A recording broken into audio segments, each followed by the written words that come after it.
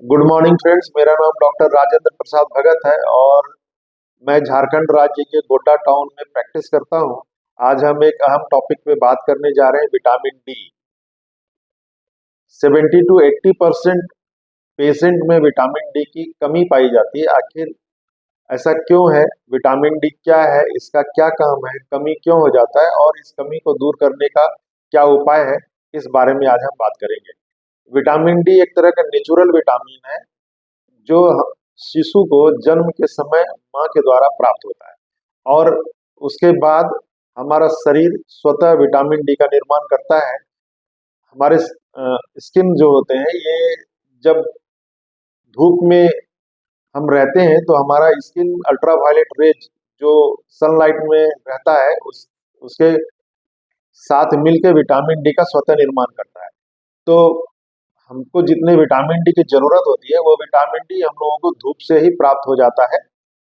और इसका अब काम क्या है, क्यों जरूरी है हमारे शरीर में विटामिन डी? तो विटामिन डी का मुख्यतः जो काम है वो है कैल्शियम, जो हम फूड में लेते हैं उसका ये एब्जॉर्प्शन को बढ़ाता है, यानी ये कैल्शियम मेटाबॉलिज्म के लिए जरूरी है। साथ ही ये मूड एलिवेटर है, यानी डिप्रेशन और एंजाइटी से हमें बचाता है।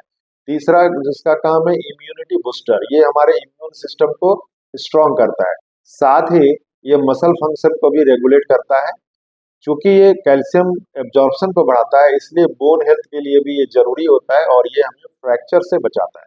अब आता है कि हमारे शरीर में, यानी जैसा कि मैंने आपको बताया, 80% लोगों को आज विटामिन डी की डेफिशिएंसी पाया जाता है। ऐसा क्यों है? ऐसा मित्रों इसलिए है क्योंकि हम लोगों का जो वर्क है, काम करने का तरीका है, वो बदल चुका है। हम लोग इंडोर काम करते हैं, ऑफिस में बैठ के काम करते हैं, घर में बैठ के काम करते हैं। हम लोग बाहर कम निकलते हैं, धूप में हम लोग कम बैठते हैं। दूसरा ये है कि जो बच्चे हैं वो भी इंडोर गेमिंग में व्यस्त रहते हैं, वो आउटडोर गेमिंग में जाते ही नहीं। तीसरा ये कारण है कि जब भी हम धूप में निकलते हैं तो हम सन स्क्रीन लोशन का इस्तेमाल करते हैं।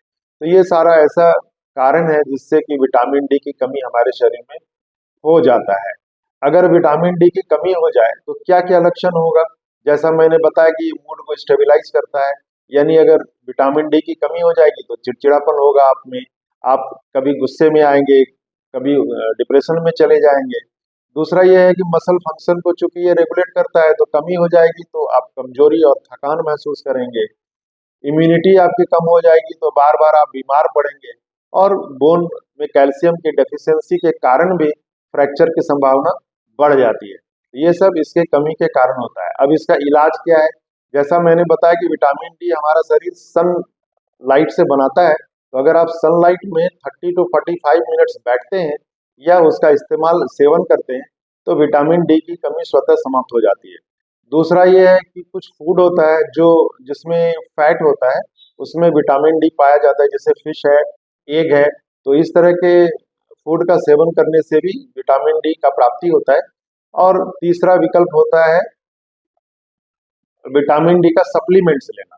तो विटामिन डी का सप्लीमेंट्स कितना लेना है, कितना लेना चाहिए, कब तक लेना चाहिए, ये सब डिटरमाइन डॉक्टर के द्वारा किया जाता है और आपके बॉडी में विटामिन डी की कितनी कमी है उसके द्वारा हम लोग करते हैं।